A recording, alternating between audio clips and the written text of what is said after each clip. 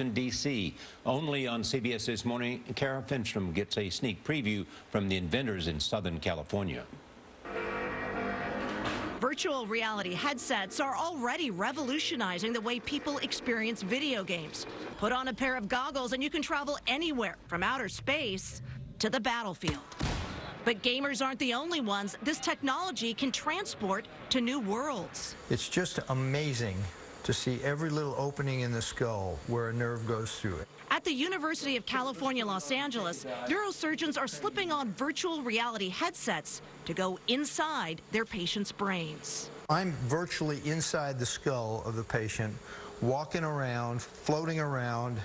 Dr. Neil Martin is the chairman of UCLA's Department of Neurosurgery. I think this is going to have a tremendous impact. He's developing this virtual technology with Modi Avasar, a former officer in the Israeli Air Force who designed flight simulators for F-16 fighter jets. How did you get from flight simulation to virtual brain surgery? We allow the pilot to fly through the scene of tomorrow's mission, and that's exactly what we're allowing a brain surgeon. Avasar started out creating 3D models of the brain for computer screens by combining elements of flight simulation software with traditional brain scans. Now Avasar has taken that technology to the next level with this virtual reality headset. Put it on. Yeah, it looks like you can almost reach out and touch them. And you fly around inside the brain, moving past brain tissue, nerves, and blood vessels by simply moving your head. Now you can turn your whole body. Okay.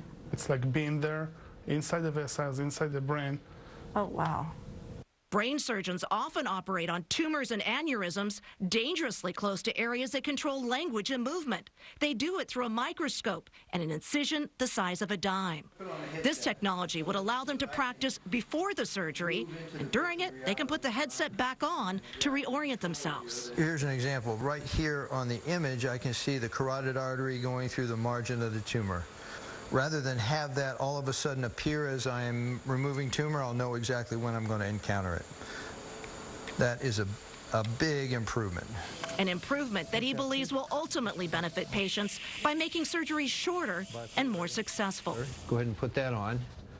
Lucas Dinas is looking at a tumor recently removed from his own brain. So it's like the convergence of gaming and life-saving. That's it. Dr. Martin has used the scans of former patients to practice using the virtual technology. We're still waiting for flying cars, but now we have flying surgeons. And within weeks, he plans to be the first neurosurgeon using these virtual views to save real lives. For CBS This Morning, Kara Finstrom, Los Angeles.